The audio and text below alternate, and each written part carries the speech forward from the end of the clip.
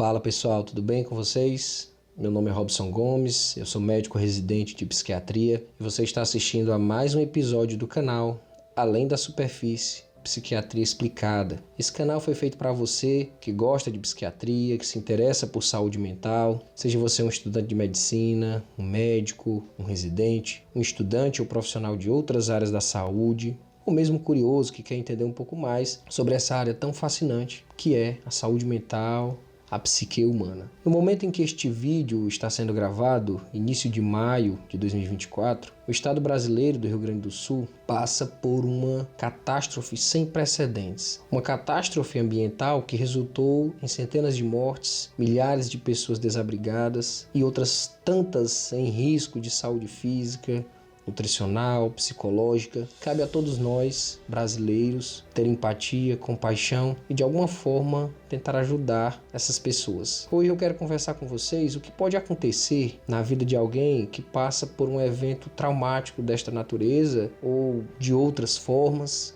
mas que vem de uma forma tão intensa, tão aguda, atrelado a tanto sofrimento, tanto medo, tanta dor. O que pode acontecer com a saúde mental das pessoas que enfrentam tais eventos? Vamos falar sobre o transtorno do estresse pós-traumático, conhecido como TEPT. Dentro da saúde mental, quem trabalha com psiquiatria, psicologia e a saúde mental de forma geral, sabe que é muito comum quando abordamos uma pessoa, quando entrevistamos um paciente, ou quando acolhemos alguém que sofre com transtorno mental, com sofrimento, é muito comum que encontremos gatilhos, fatores precipitantes que resultaram no transtorno ou que contribuíram para o seu desenvolvimento. Entretanto, os manuais diagnósticos, os tratados de psiquiatria, eles não exigem que haja a necessidade de um fator precipitante para o indivíduo desenvolver um transtorno mental, um sofrimento mental. Só uma condição dentro da psiquiatria exige que tenhamos um episódio prévio, um estressor, para que ele seja desencadeado,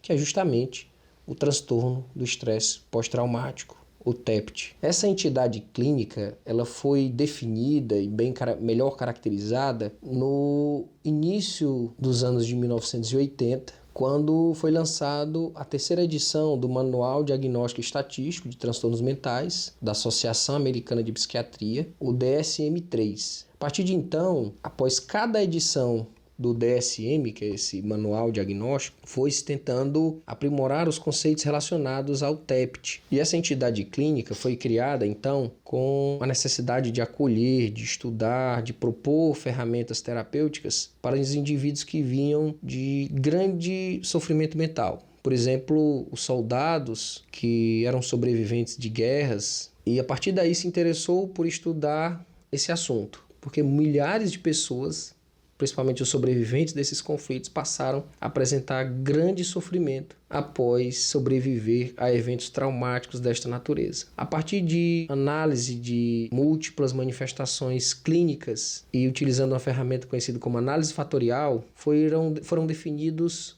sintomas e sinais clínicos que resultaram no que nós conhecemos hoje como o transtorno do estresse pós-traumático. E o que seria um evento traumático? Como nós podemos definir um evento traumático que pode resultar no TEPT? DSM-5 define um evento estressor que potencialmente pode resultar no TEPT como qualquer evento que seja intenso, concreto, esteja associado a risco de morte, a violência física intensa, ou mesmo violência sexual. E ele define também em que condições esses eventos podem ocorrer para que o indivíduo possa desenvolver o TEPT. Ou o indivíduo, a pessoa sofre diretamente aquele trauma, ou o indivíduo presencia naquele momento que está acontecendo aquele trauma, por exemplo, presenciar o assassinato, presenciar um estado de grande violência, presenciar um acidente e assim por diante. Ou a pessoa sabe que um parente,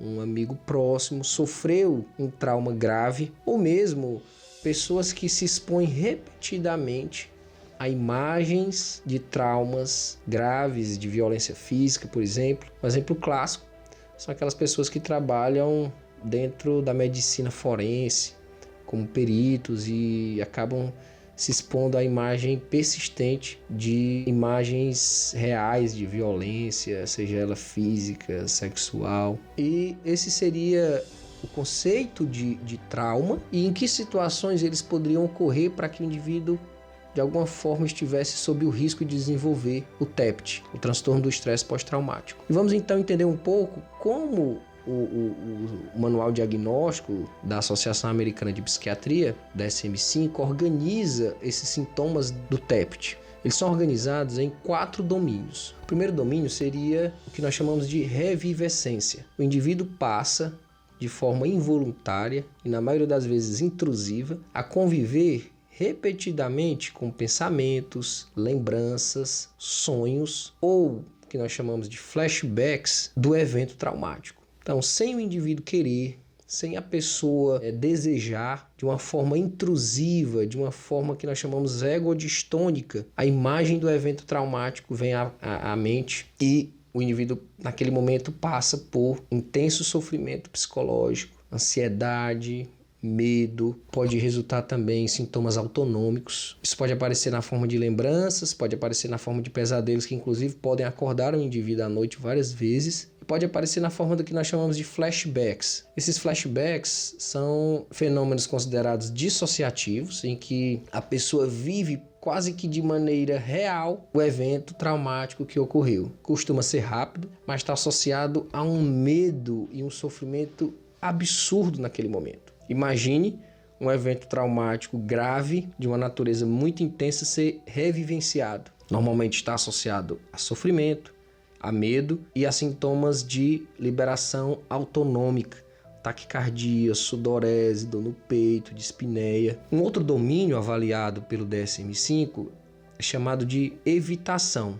A pessoa passa a evitar ou fazer um esforço exagerado para tentar evitar tudo que se relaciona ao evento traumático. Seja uma evitação subjetiva, por exemplo, fica fazendo um esforço gigante para evitar as memórias, os pensamentos, os sentimentos que se relacionam ao evento traumático. Seja uma evitação objetiva. A pessoa passa a evitar situações, lugares, pessoas que estão relacionados ao evento traumático.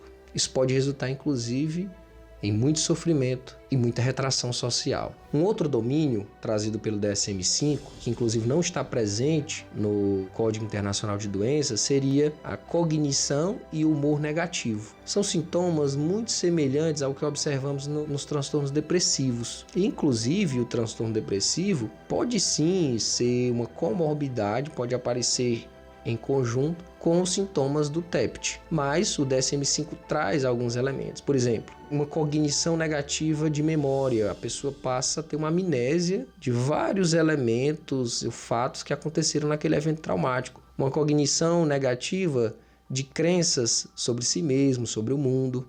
Por exemplo, o indivíduo passa a acreditar que é culpado pelo que aconteceu, passa a sentir vergonha pelo que aconteceu, passa a generalizar uma série de crenças negativas sobre si mesmo, sobre as pessoas, sobre o mundo. Por exemplo, eu sou fraco, não posso confiar em ninguém, o mundo é um lugar perigoso de se viver. Além disso, o indivíduo pode ser tomado por uma perda de energia, de prazer e medo, culpa, angústia intensa associados ao evento traumático. Além disso, existe um quarto elemento, um quarto domínio que nós chamamos de hiperexcitabilidade, que é um domínio em que o indivíduo apresenta, por exemplo, sobressaltos, como se assustasse muito facilmente, como se estivesse o tempo inteiro em situação de perigo, passa a apresentar elementos de impulsividade, passa a explodir muito facilmente diante de situações que normalmente não aconteceria, passa a ser mais agressivo,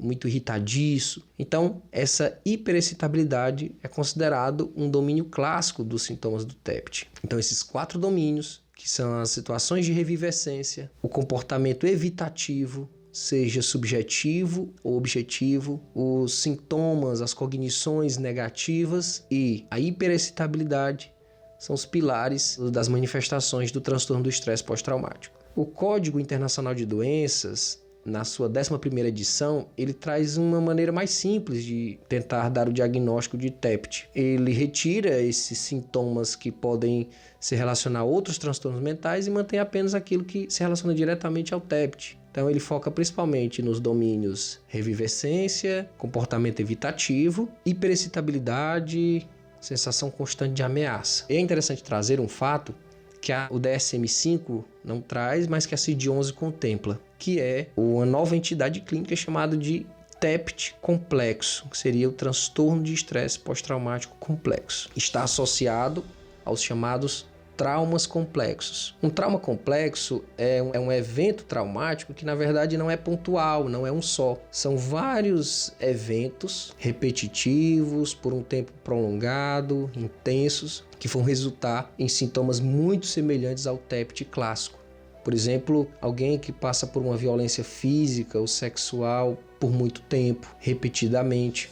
Alguém que está em cárcere, situação de cárcere, de escravidão, situações de guerra, genocídio. Então, pessoas que passam muito tempo vivendo uma situação muito estressante, muito traumática, também podem apresentar os sintomas do TEPT, que são chamados transtorno do estresse pós-traumático complexo. Além disso, essas pessoas, além dos sintomas clássicos de evitação, revivescência, hiperexcitabilidade, passam a ter uma dificuldade muito grande de voltar a confiar nas pessoas, passam a ter uma dificuldade muito grande de se ressocializar. E como nós podemos ajudar as pessoas que estão convivendo com esse tipo de sofrimento? A primeira coisa é buscar ajuda profissional. Se você passou por um evento traumático muito significativo, que está resultando em uma situação de sofrimento intenso, a primeira coisa é buscar ajuda profissional. Essas pessoas que sofreram e que estão sofrendo com violência física, violência sexual, ou que sobreviveram a uma catástrofe dessa natureza que nós já citamos, elas precisam buscar ajuda profissional, seja de um psicólogo, de um psiquiatra, da própria família, do próprio suporte social em seu redor. E as estratégias que nós temos para manejar os pacientes que estão passando por um sofrimento